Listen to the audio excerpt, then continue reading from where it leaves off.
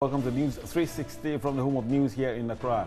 I'm Isa Moni. And I am AC Benewanyame. Coming up in the next 1 hour. News 360 headlines is brought to you by Passengers injured as Kumasi-bound Starbow flight skid off runway at Kotoka International Airport. We'll bring you more on this particular development. Foodstuff of hundreds of traders stranded at Yeji going bad following days of delayed access at Ferry or water bus.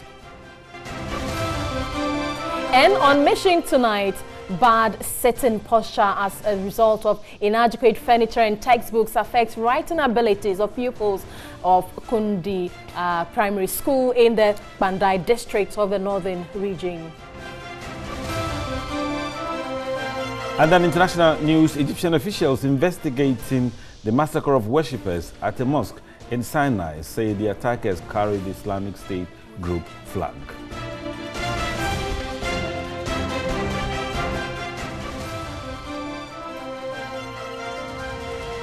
Right, we have details including sports and entertainment coming up this hour. News 360 headlines is brought to you.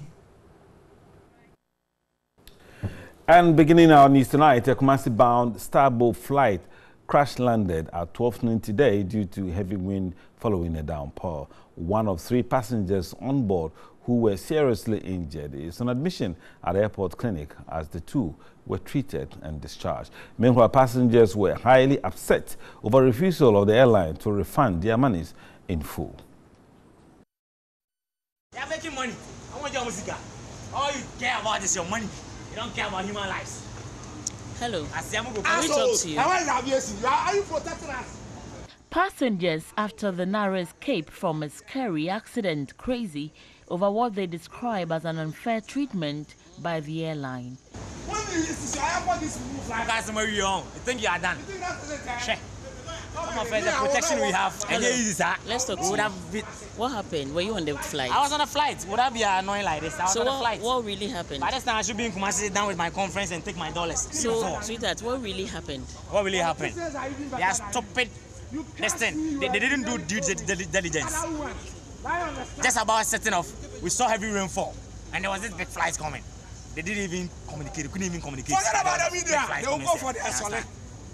The passengers were disembarked into an ambulance and taken to the airport clinic for treatment. Some passengers were stranded at the domestic section of the airport. Starbow reportedly had promised to refund 400 cedis out of the over 500 cedis airfare. You find my money, you God will punish all of you. You are going to die this way. We will survive until you die. Anytime you think of flying. Others waited for hours for their relatives who were on board to come out, but authorities were reportedly keeping them inside, away from the media. Managers of Starbow have been tight-lipped about the real cause of the accident, but sources say it was due to the rains. Other domestic flights to Kumasi and Tamale were also delayed. Well, you saw the reaction of passengers who are obviously upset with the turn of events. But the Ghana Airports Authority and the Civil Aviation Authority have issued a statement assuring they have activated emergency procedures at the airport and that operations have returned to normalcy. Head of Safety Regulation at the Ghana Civil Aviation, Daniel Akwa, joins me now on phone and we'll have a little discussion. Daniel, good evening, and it's good for you to agree to speak on our network. Yeah, good evening, and good evening to your cherished listeners as well. Right, how many people were on board, and what other safety measures have you activated at the airport to guarantee safety of passengers now? Yeah, we had 60 adults and 3 infants, and then 5 crew members on board. So total, there were 68 souls on board the aircraft. So, Daniel, do we know how old this Starbow flight is or aircraft is? I'm not sure. I can check and give you the age of the aircraft, but then it's an aircraft. The age normally does not matter because it undergoes routine maintenance and checks. And this aircraft, for example, had just less than 3 days old in the country and just started flying yesterday. And it went through quite a heavy check and maintenance in Europe, that's Denmark, before coming to Accra. Well, we heard in the video that was shown on television moments ago, some of the passengers asking for their money. What arrangements have you made concerning that? Such an arrangement will be made by the airline. Unfortunately, some of us were on the air side where the aircraft was conducting preliminary investigations. So we were not involved in the refund of money to the passengers. But then we were told at the accident site that Starboard was organizing another flight for them through another airline. Daniel, I'm sure one of the issues that normally comes up for discussion is safety measures of at the airport, the civil aviation, and how regularly you check on the safety of aircraft before they carry passengers, either internal or they fly outside Ghana. But how regular is that? We have an inspection program, and we base that on quarterly basis.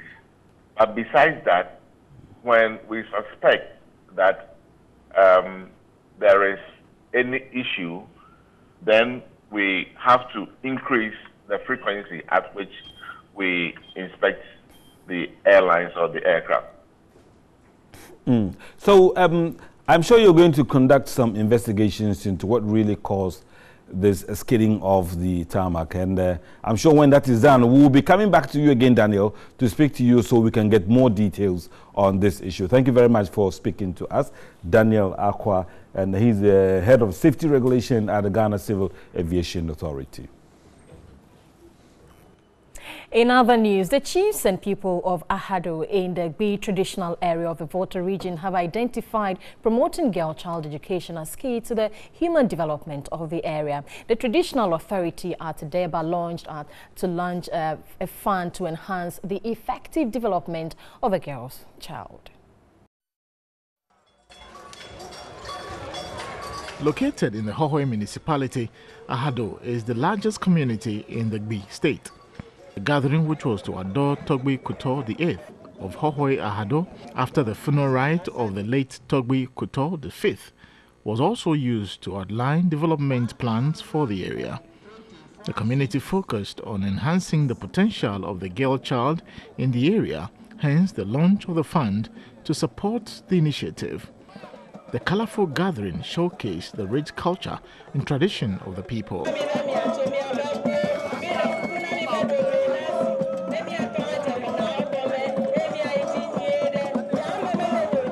Togbi Kuto, in an interview with TV3, spoke about his plans for the area. If you educate a woman, obviously we all know you educate more, not an individual. So I think the best thing to do, or the right thing to do, is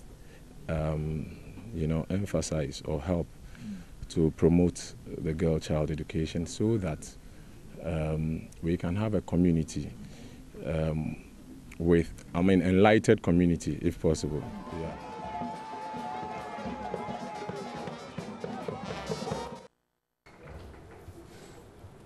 We're on News 16. Let's do some more stories now. Foodstuff belonging to hundreds of traders stranded at Yeji are going bad following delays as they are unable to access to a ferry or a water bus. Now, the Ghana Highway Authority has since last Wednesday temporarily closed down 2 bridges in the Volta Lake at Bupe and Yape, both of which are on the main Kentampo Tamale trunk road. Here's a report by Pa Kwesi Moses. Hundreds of cargo trucks, container trucks, buses, other vehicles, as well as passengers have remained stuck at Zeji, awaiting their turn to board either a ferry or water bus to Makango, the other end of the route, which is in the northern region, for days. Already, some perishable items loaded on some of the cargo trucks have started getting rotten. Most of the heavy-duty truck drivers could not hide their frustration. This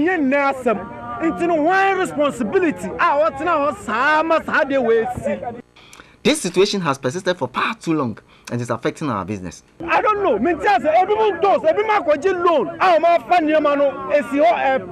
According to the station officer of the Volta Lake Transport Company, Bright Josiah, the company is making efforts to add 2 more ferries to help ease the pressure on the only ferry currently ferrying between Yeji and Makango in the northern region. There is a possibility that come Monday, the situation will come down. I can assure you. The captain of the only ferry currently operating in the area, Joseph Odei, said the ferry is only able to work during the day due to the lack of a compass and a searchlight on the ferry. We don't have a compass, this GPS, we don't have it. We have a radar, but the radar is not working. So in the night you can't maneuver. Here we have 3 stamps, we have islands on the way. So without these equipment you can't navigate. For now, small vehicles are ferried across the Volta Lake, but the unavailability of bigger ferries at Yeji is worsening conditions for bigger trucks. Right, foodstuffs decaying at Yeji, not a pleasant situation because losses for traders and farmers are quite an unpleasant situation for them. We'll be getting more of that as we are joined by Larry Pakwesi Moses, our correspondent in the Bona Alpha region. Pakwesi, it's a few minutes after 7. Are passengers still stranded at this time? Definitely. It's a money. I can tell you that scores of passengers are stranded here, but I can also tell you that still the Volta Lake Transport Company is also still working here. Right. So, Pakwesi, what can you tell us about the situation surrounding you at the moment? The problem now is the perishable goods going waste. This is the major problem that most of the passengers and the drivers are complaining. But then it's quite fortunate that we have the district chief executive here. This district is called the Pro District, and we are privileged to have the district chief executive with me in the person of Solomon Stephen Jalula. Stephen, good evening and welcome to TV3 Live. Thank you. You've seen the situation, the chaotic situation here. What is the immediate plan by the Assembly to make sure that passengers here are able to cross this side of the river to the Makango and continue their journey? Thank you so much. First of all, it's regrettable that the Bipe Bridge has been closed and therefore created a lot of inconvenience for motorists that apply the northern and the southern sectors. To us, it was not planned for, and therefore the District Assembly didn't know that this situation was going to be created. But since yesterday, we've realized that a lot of motorists, the cargo drivers, have been frustrated, and because the ferry is not able to cross a lot of the vehicles, because as usually there's no traffic on our lake in this part of Ghana, but this closure has created a lot of inconvenience in such that we have about 100 of cargo trucks who are waiting to get the opportunity to cross to the northern part. What the District Assembly has done so far is to the drivers to be calm and also to speak to the Volta Lake Transport Company Limited to increase the number of ferries we have district here. And we have been given the assurance that by the close of tomorrow, we are going to get additional ferries. In the meantime, the District Assembly is making arrangements to get temporary accommodation for the motorists, the drivers and their driver mates, so that at least they can get a place to lay their heads. That is what the Assembly is doing. So I'm sure that by the close of tomorrow, we'll be able to erect some temporary tents that these drivers should be able to use as a temporary shelter. So it's you heard it all from the DC for Pro District and the person of Stephen Jalula, that they are going to put up temporary shelter for the stranded passengers and drivers, and then also he has gotten assurance from the water lift transport that additional vessel, 2 vessels, are going to be added to the existing 1 vessel. So that is the situation now, sir. Right, thank you very much, Larry Pakwesi Moses, for rounding that up for us. And the Bonafo region, hundreds of trucks blocked, bridge closed, and foodstuffs decaying. I'm sure something will be done about it, I mean, in a very short moment. You're watching News 360. We will be back.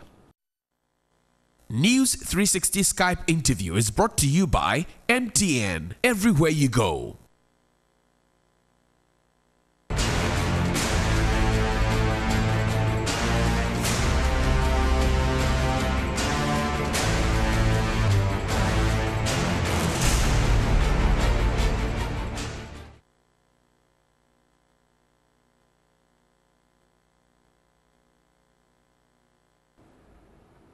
Yeah, hello and welcome to Mission, which is supported by Star Ghana with funding from UK Aid, Danida and the European Union. To our first story, and bad sitting posture as a result of inadequate furniture and textbook is affecting the writing abilities of pupils of the Kundi Primary School in the Pandai district of the Northern region.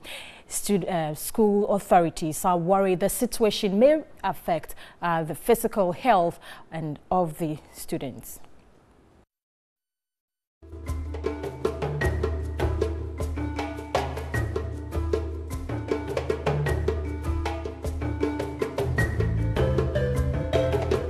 The Kumdi community is 18 kilometers from Pandai.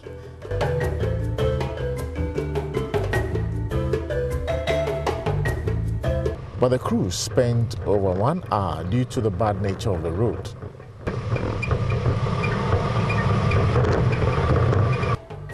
Kumdi DA Primary is one of 2 government educational facilities in the community. It was constructed in the 1960s and renovated in 2015. From afar, all looks well with the school.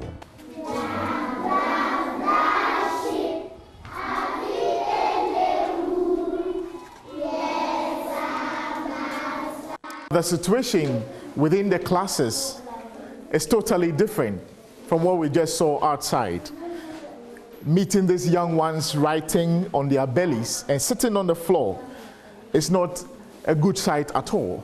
I have to jump over some of them to gain access to the room proper. It's so bad. And what are they learning? They're learning how to write alphabet and putting words together using my second copybook. This is what they are beginning with in education.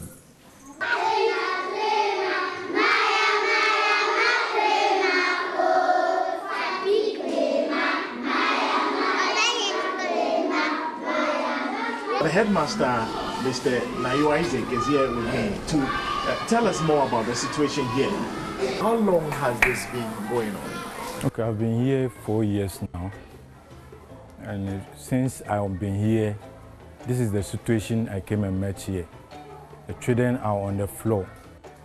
It's from kindergarten up to P4. All the children are on the floor. And when they come to school, because of lying on the floor, most of them go back. So it is making our enrollment even running down.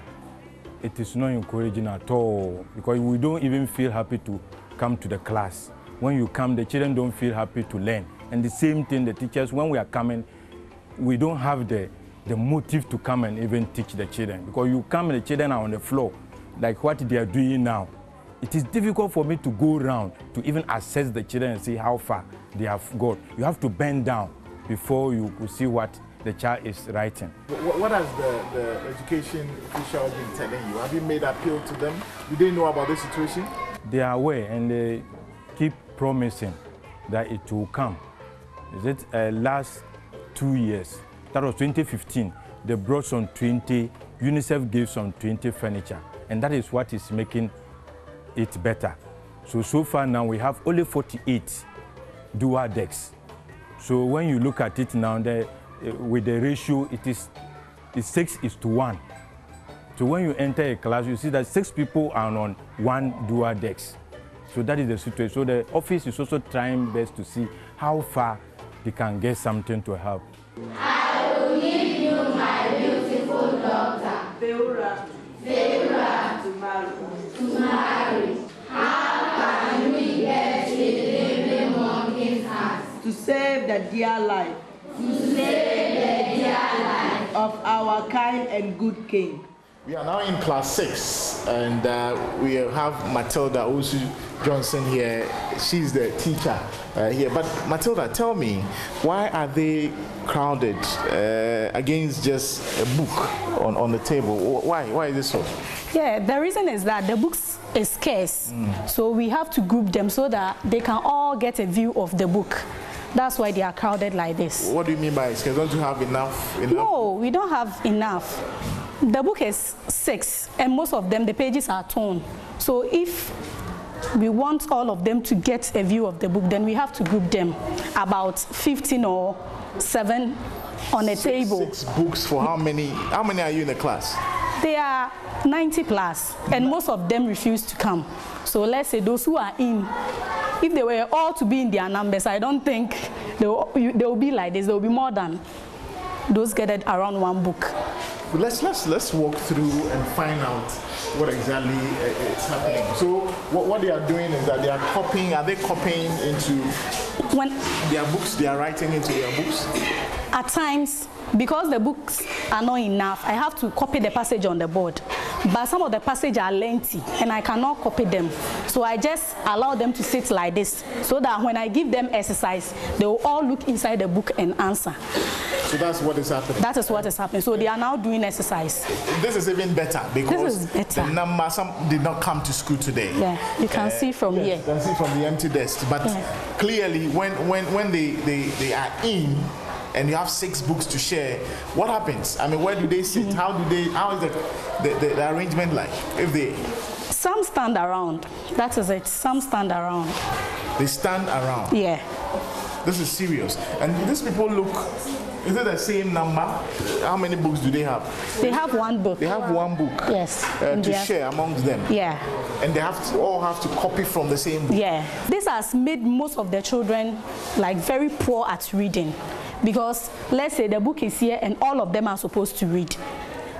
For him to see the words and pronounce it correctly, he wouldn't get the chance to look at the book and pronounce the words correctly. So he normally writes wrongly. That's what most of them write for me. So academically, it goes against them? Yeah, very, very.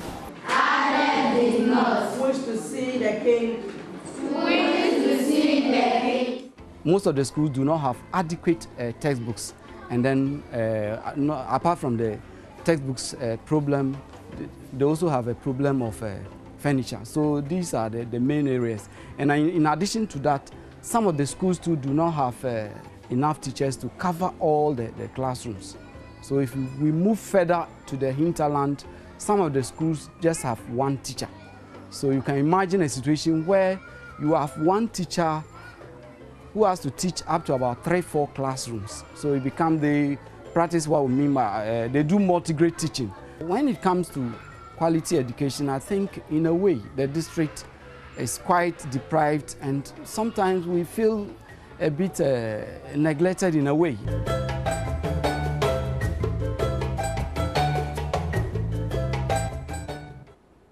Well, quite a worrying situation there. Let's move on. And they would have been left out of efforts at educating every child. But education authorities in both the Wa East and the Dafiama, Busie, Isa district are bent on putting every child with special needs in school. And so, though, without the necessary logistics, these children are encouraged to join the mainstream school.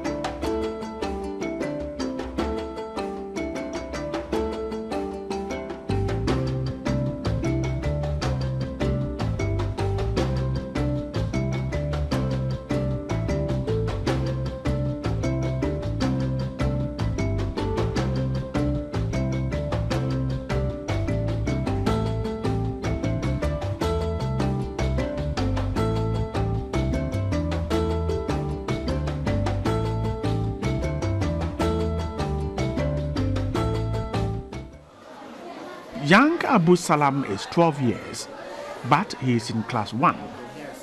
He should have been in junior high school 1 or 2 per his age.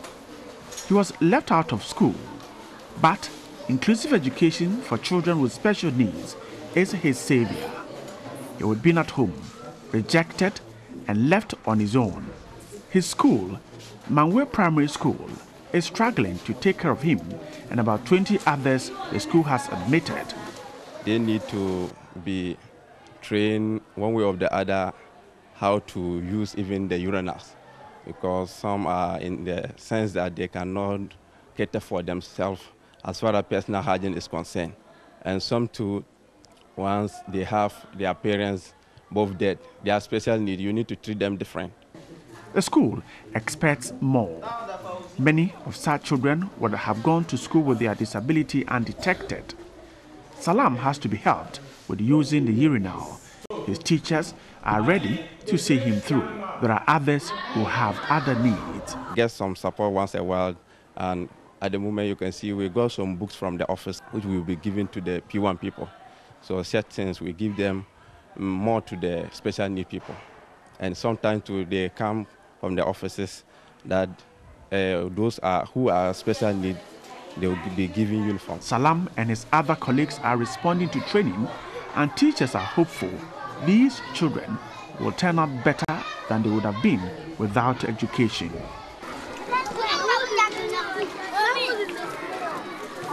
At Kulukpong Primary School is young Ali. Teachers told me though his name is not even on the school's register, he is first to report to school every day, due to the community's support to have children with special needs sent to school. He is, however, learning the hard way. His school is deprived, and he might not learn in a comfortable environment if furniture is not provided for the school. The Upper West region has a good story to tell. Conscious efforts are made to get such children to be placed in schools and taken care of. Before we admit any child into primary 1 or KG, we make sure that we do the screening to know their status before they are put in school. Sometimes, inability of children with special needs to compete due to certain disadvantages is misconstrued as academic failure. They are then rejected and ostracized. The region has a few special schools, and so inclusive education is the solution. We can enroll these children into the regular school system and then manage them. But our issue now is an infrastructural situation, where some children find it very difficult to go into the regular schools because of the structure of the buildings and then a lot of things. But we educated teachers, we educated head teachers, children, pupils, and a lot of community members. Almost every school in the 2 districts has ramps for disabled children. Regional education authorities say efforts at getting children to be enrolled in schools must ensure every child, able and disabled, is captured.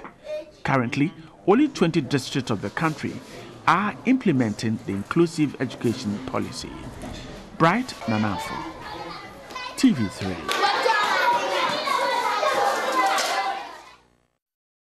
Certainly lapses in the education sector which needs to be addressed urgently, and that's it for Mission Ghana.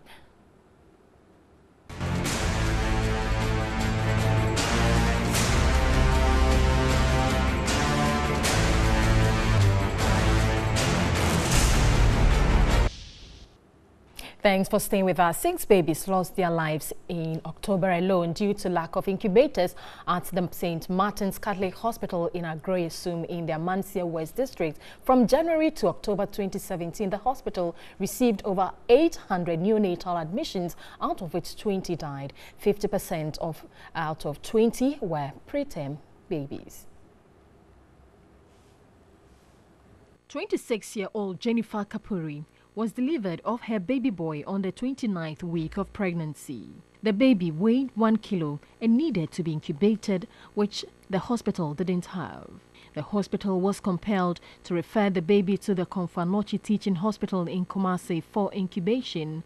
Unfortunately, Jennifer's baby could not survive for more than 5 days on arrival at CAF. When I delivered, we didn't get any incubator here to keep the child, so we have to refer us to Confirmation. But when I got, I realized that in one incubator or in one court, you have about 4 or 5 babies in. If we would have had any incubator here, my child would have survived. The St. Martin's Catholic Hospital serves as the only referral center for the over 30 health centers in Amansia West District of Ashanti region. The only incubator in this hospital broke down beyond repairs 5 years ago. Since then, hospital authorities have had to improvise with this wooden radiant warmer with onion bulbs to keep preterm babies warm. When we have preterm babies, it's a big challenge because they need warmth, like how the baby should be in the mother's womb. So what we do is we improvise something like this with a bulb which provides heat, but the heat, of course, is not as much as how it will be the incubator. Preterm deaths continue to be a nightmare for the facility. It's a very difficult situation when we have those instances. So what we do is we have just a few of the radiant warmer. So we do them alternatively. We put one baby there, then the other mother will come and take the baby and do kangaroo mother care like this one is doing for some hours. Then we alternate, keep on doing that. That's the only option that we have in those cases. The situation is compounded by the absence of an ambulance in the hospital to transport referred patients. Education now, and the Vice-Chancellor of the Wisconsin International University College, Ghana, Professor Obeng Mreku, says government must take a relook at the proposal to terminate the university affiliation system. Speaking at the 10th graduation of the university, Professor Mreku said government must equip older universities to adequately supervise and encourage new universities to mature before they are granted charter. Yes, the Wisconsin International University College, Ghana, has been training, equipping, and empowering men and women from Ghana and the West African sub-region to shape the future of their countries. This year's graduation is the 10th, marking an important milestone in the history of the university. In all, a total of 899 students graduated, which is made up of 799 first-degree students, 120 postgraduate students, and 15 diploma students. Students graduated from the field of business administration, computer science, information technology, and business studies. The Vice-Chancellor of the university, Professor Obeng Mreku, said the proposal to terminate the university affiliation system is premature. We believe that there is so much to learn from our mentors during these formative years. As private institutions, we can leapfrog all the errors made by our mentors when they were at our stage of development. They should equip older universities to enable them to adequately supervise and encourage the new universities to mature before they are granted charter. He said the university welcomes government's removal of the 25% corporate tax on private universities. We pray that government encourages mentoring universities to charge flat affiliation fees. We appreciate the removal of the 25% corporate tax and ask the government to further remove other taxes that enable the private universities to use their media resources to improve the facilities and to provide quality education. Shisom Sarah Imba was awarded the overall best student for the 2017 graduating year. Finally, it has come. I've waited for this moment for like 5 years now. I'm grateful. Don't give up on your dreams. Hard work actually pays off. You should be resilient. The Wisconsin International University College, Ghana, was established in the year 2000 and is affiliated to the University of Ghana, the University of Cape Coast, and the Kwame Nkrumah University of Science and Technology.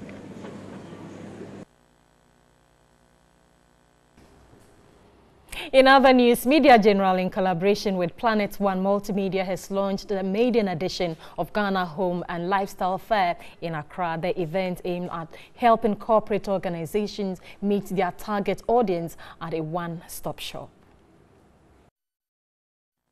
The three-day fair will showcase businesses in real estate, manufacturing, home and lifestyle decor and accessories. It will also provide a platform where the organizations will offer discounts to clients on the various products. Group Head of Event, Entertainment and Lifestyle Manager Kenneth Addo assured the public and the corporate organizations of their commitment to help generate revenue. 3FM 92.7 is poised and ready to support the corporate organizations and institutions out there to make sure that they reach their real target audience and and realize that revenue that they're actually looking for. So this is a platform, this is a maiden one, and we are looking forward to travel it around the country as well. CEO of Planet Multimedia, Gilbert Boache Shura, said the event is going to be an annual project which will be organized in all the regions in the country. Every year we're going to engage our consumers with this special event here come next year. It's going to stay the Ghana Home and Lifestyle Fair by Planet One Multimedia, and then partner media channel, that's 3FM, TV3, and then Akoma. It's a super discounted fair. Deputy Managing Director of Ghana Post, Kweku Amponsa, enlightened the public on the new GPRS digital address code system. He advised Ghanaians to embrace the new digital code system in order to optimize data transmission. The event is a three-day fair running from 24th to 26th November 2017. There will also be a family day out and a kids fan base on Saturday, 25th November at the Golden Tulip Hotel. In morning tonight, the Environmental Protection Agency says it is not relenting in its supervisory and regulatory role to ensure mining companies in Ghana undertake their activities responsibly. Ashanti Regional Director of EPA, Samuel Oting, spoke at a forum to present a draft report on environmental impact assessment of Mensen Gold Mine to stakeholders at BBNE. Benjamin Edu filed this report.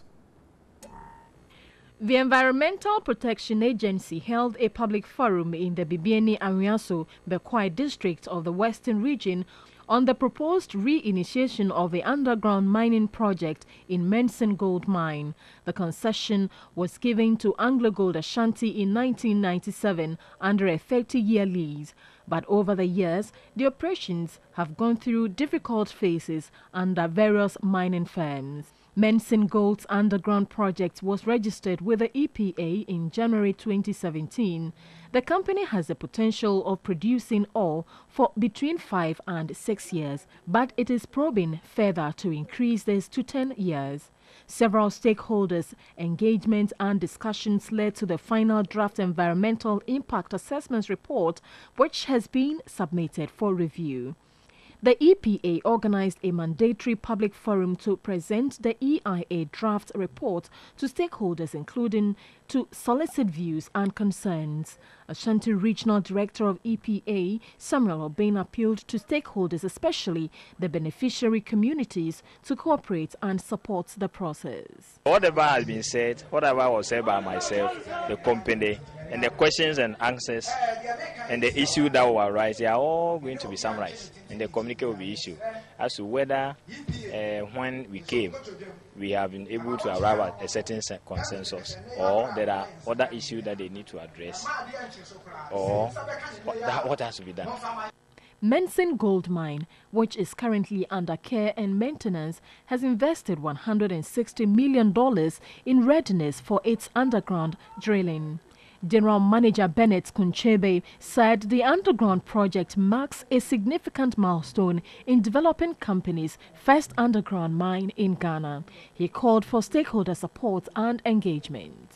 We don't decide for them. They decide what they want to do. And we are committed.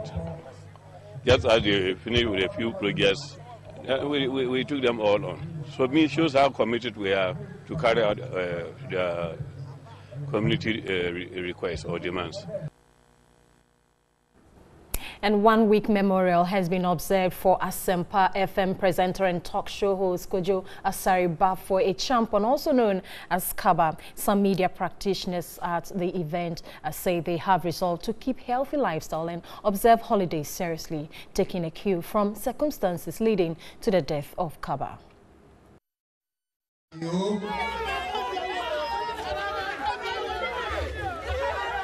From all walks of life, people throng the forecourt of multimedia to mourn a friend and colleague. Politicians, the clergy, traditional leaders, family and colleague journalists came in their numbers. Representing the president was the Vice President Alhaji Dr. Mahmoud Baumia and other party officials. To most people, media in Ghana would never be the same without Kaba. Others had resolved to take their health seriously. The final funeral rites has been scheduled for December 15 to 17.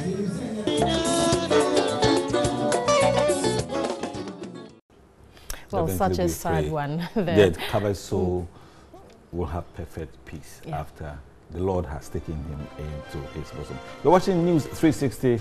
We will be back with some more stories.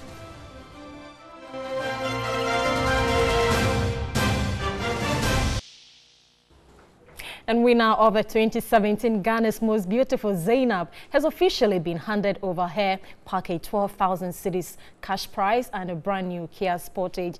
The 23-year-old will also enjoy 1 year free supply of GTP clothes, among other mouth-watering packages. Elated, Xena described the moment as a dream come true. 5 days after her crowning moment, with no pressure or nervousness, Xena is full of smiles. That was the mood of GMB 2017 Queen Xena Abdul Mumin as she received her prize packages for emerging tops. 12,000 Ghana cedis in cash and 1 year support from TV3. Plus, she gets all the bragging rights that come along with it. The moment of joy saw Xenab's runners-up, Central Region's Baba, Western Region's Nana, and Eastern Region's Sewa being rewarded with packages from sponsors. Director of MGTV, Beatrice Ajeman Abe, congratulated the finalists for their sterling performances. Media General will support the finalists to undertake their selected hope-inspiring projects. Xena will enjoy other packages, including a 1 year free supply of GTP clothes, a photo shoot deal from Photo Store, among others. It was a golden moment for her as she received her car prize and the 12,000 Ghana cedi. That certainly is a dream come true. 8, 7, 6, 5, 4, 3, 2, 1. Applause! And here we go. 4x4 brand new Kia Sportage to our queen, the pride of the North, Xena. In fact, I feel so grateful. I don't even know what to say, but I really appreciate everything, and I'm grateful to God for bringing me this far. And also, I would like to thank TV3 for believing in me and giving me this great opportunity. And I pray to God that I will never let them down. And with the queens, Baba, Nana, Sewa, all the past queens gone, and I know we are going to give us the best in us. And here we go, 4x4 brand new Kia Sportage. Cranking her engine and taking first few minutes of ride, Alhaji Salifu Sedu is Xenab's dad. Awesome. It was just awesome for me to see my daughter being crowned as 2017 Ghana Most Beautiful. I slept well that day, soundly.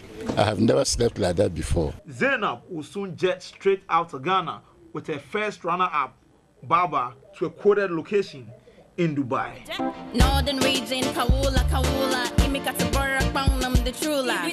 My Habas, the Mole National Park, home of the elephant. So GMB 2017 Queen Zainab on Saturday called on the Greater Accra Dagomba chief Alhaji Abdul Qadir to present her crown to him. The visit was also to show appreciation for his prayers and seek the spiritual leader's blessing as Zainab prepares to kickstart her campaign against maternal mortality. Here is Osurai's report.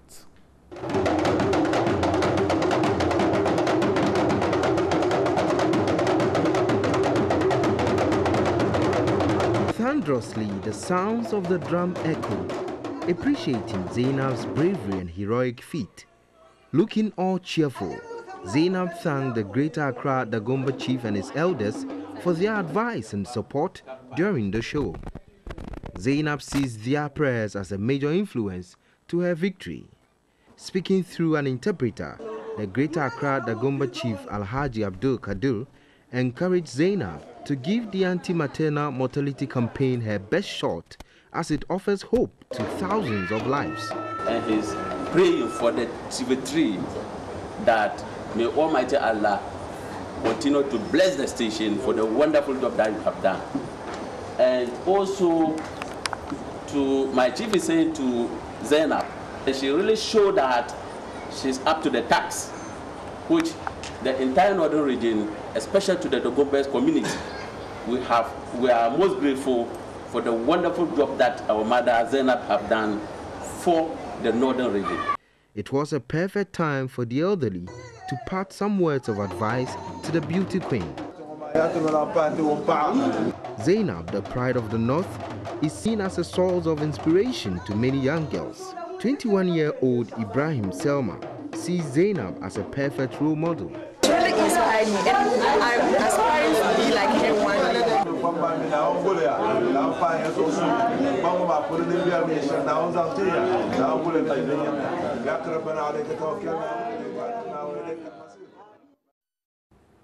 To some international stories now.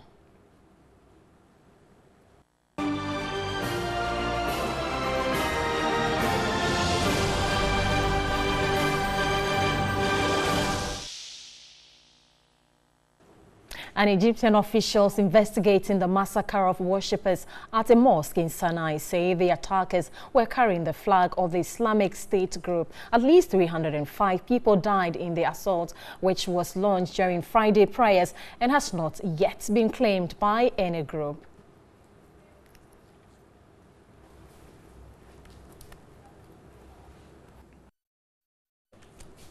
And that will do for this edition of News 360 from Adesanwe here, and I am Isa Moni. And I am AC Benewa Otu. Thanks so much for watching. Enjoy the rest of our programs. Good evening.